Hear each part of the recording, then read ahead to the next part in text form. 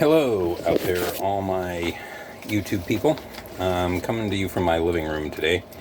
I recently did a stint with Lyft Express about a month ago. I did 3 weeks with them. And I wanted to discuss with you guys some of the disadvantages, because there were no advantages. I suppose the only advantage was having a more modern car available. But we'll kind of touch on that a little bit. So this is just 10 things. You are driving a lot of miles. Just one ride could potentially have you caught up for some time, depending on where you wind up in that whole thing. So you are driving a lot of miles, and and although you're a contractor and you can stop and everything, it's a little bit taxing, especially since you're probably doing this stuff during the rush hours. So you're driving a lot of miles in very aggressive traffic to drive in. Number 9. So a lot of people would take this job because of the advantages, like being your own boss. Those things are kind of diminished when you realize how much you're going to have to work under the Express program, because you have to pay your rental off.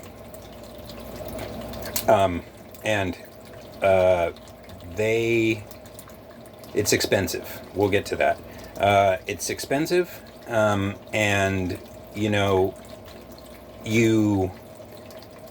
you start realizing that there are no advantages to being your own boss if you have to work 80 hours a week. Okay? And if you're working the Express program, in order to have, in the area I was working at least, I literally worked it out at 55 hours a week just to pay my rent, which is like $650 a month. So just to cover my rental and have enough money just to pay my rent, 55 hours a week. 55 hours a week. And if I wanted to have a reasonable amount of money to do some other things with per month, I figured it out at about 70 to 80 hours. And you do see a lot of people under the Express program working those hours. So you might think yeah, I get to do my own schedule. Yeah, I get to be my own boss. But if you're working, 3/4 of your day, how is any of that relevant? It's really not, is the answer there. If you're under the Express rental program, again, this is all pretty much Express. If you're under the Express program, they don't allow you to access any of your funds.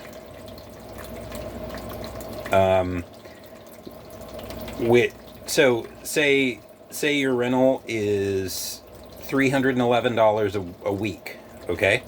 Because that's what it costs, pretty much. So $311 a week, right?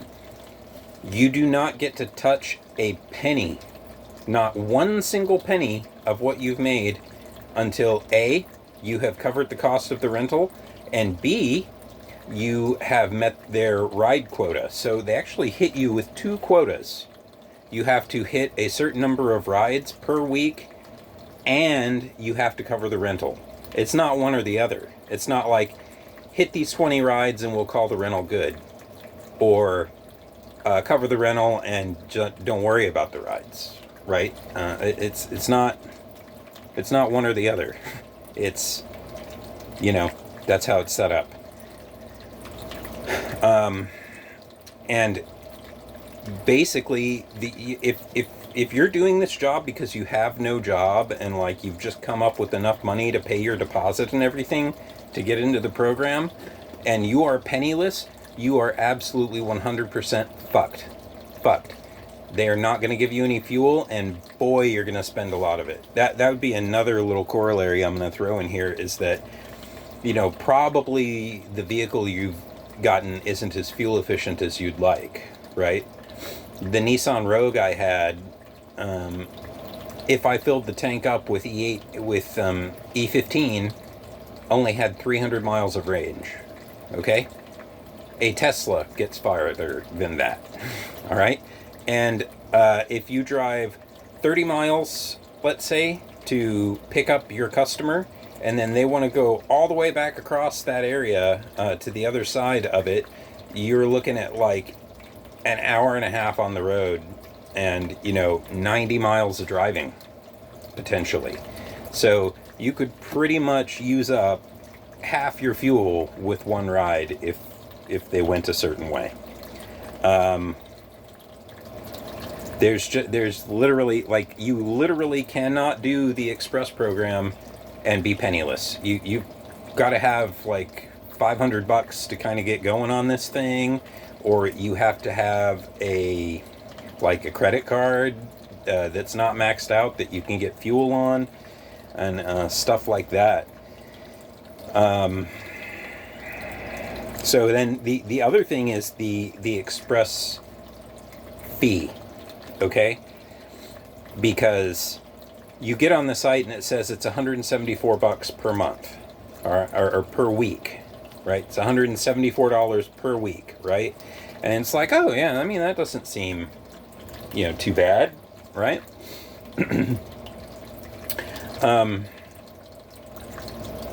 But you go to get set up for your rental, and then you discover, no, 174. So basically, $174 a month is charged personal mileage, and then you can get varying packages with mileage in them through FlexDrive, or unlimited mileage through Hertz. And basically, the way that all the mileage programs work out, some of them could work out to be more than just taking the unlimited miles with Hertz, right? So basically, it goes from $174 a week to $311 a week. $311 a week. So if you work that out, that's like $1,300 a month.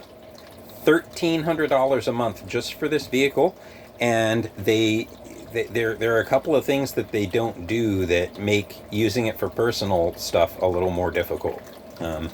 We will talk about that, but it's basically a bait and switch. You could do the 174, but because of some other factors, there's literally going to be no way that you cannot do personal miles. There's just no way. All right, number 6. Basically, people are rude and cheap, okay? They are literally looking for any way not to tip you. And if you're under the Express program, you're already making less money than any of the other drivers anyway, okay? But basically, people are just cheap. If your car is dirty, they won't tip you. If you have to brake hard a little bit for any reason, they won't tip. Basically, people are looking for any fucking reason they can not to tip you. And they don't realize that, like, you're only going to make $5 maybe off that ride, I'm going to get $5 off of this. It's a 1099 job, so technically I have to pay 30% tax on that. Okay, so I got to pay $1.50 out of this $5. Then I'm gonna have to somehow get some of that converted over to fuel. Basically, you make nothing, and if you're on the Express program, you're only left with about 50% of the take if you're lucky. Lyft has taken a lot out of this. They really do very well on the whole thing, I'm sure. They make it seem like you're making all the money, but they're making all the money. So basically, just no matter how nice you are, if you recognize that you have one little fuck up on a ride, you're not getting tipped. And my entire 3 weeks doing that, only 18% of my riders tipped, and I only made silver level driver. Of course, I'm exaggerating a little bit, but not really. You're going to meet one or two cool people, but most of the people you meet just aren't even going to be up for having a conversation. You're just taking them somewhere. So, number 5, the limitations on filters. They do have a couple of filters available that are pretty handy. The keep to radius and the work towards destination filter. So the problem. So say you live in Arlington, Texas, and you don't want to deal with the airport, right? I hate Dallas Fort Worth Airport. I would rather just not. I'd rather just deal with lifts in other places and stuff like that. But you're limited to the number of filters you can use, and the amount you can use them per day, which is usually 2 or 3 hours at a time. So basically, you just can't get out of working the entire area, all right? And you can't exactly turn down every ride you dislike because that affects your stats.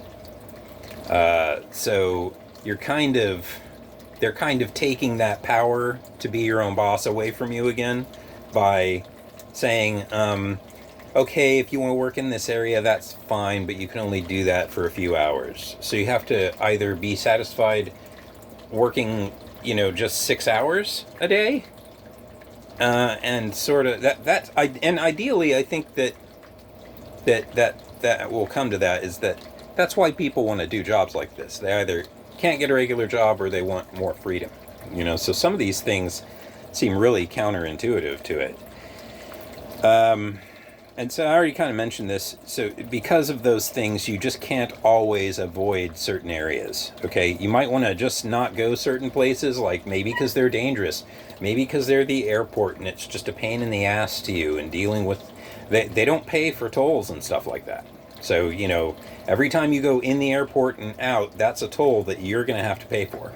So you have to think it can be expensive. It can, just if I worked the airport all day, I'd literally pay probably $100 or a couple $100 in toll fees and stuff like that. And you're not necessarily allowed to avoid tolls. You have to take the route that you're told to take. Number 3, mentioned this a little bit. When you go to get your rental picked up, they give you what they have, which is usually some type of Rogue or like Kicks these days or something like that. And you just don't really get a choice on the vehicle, and its gas mileage probably isn't going to be that good. I had a 2019 Nissan Rogue. That thing ate gas. It ate gas. And you have to also keep in mind that if you're doing a lot of lifting in the city, that's a lot of stop and go. You're going to run through gas like you wouldn't believe. So just, try, if you have any influence over what you can get, try and get the thing with the best fuel mileage you can.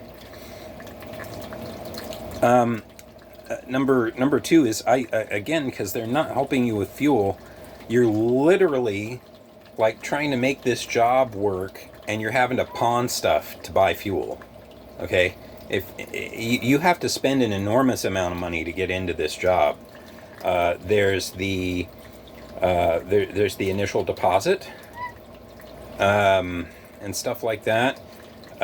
There's paying for the car every month. There's the tolls. And I also want to mention that they'll say, you have to pay the 311, and that 311 covers, so there's no personal insurance in that. There's no private insurance in that. Keep that in mind. So every time you're off the clock, you are not insured in this vehicle, okay? So you're riding dirty if you're using it for something else. They want you to get your own private insurance. So just to be clear here, $1,300 a month, okay? And they want you to get your own private insurance if you need to use the car privately.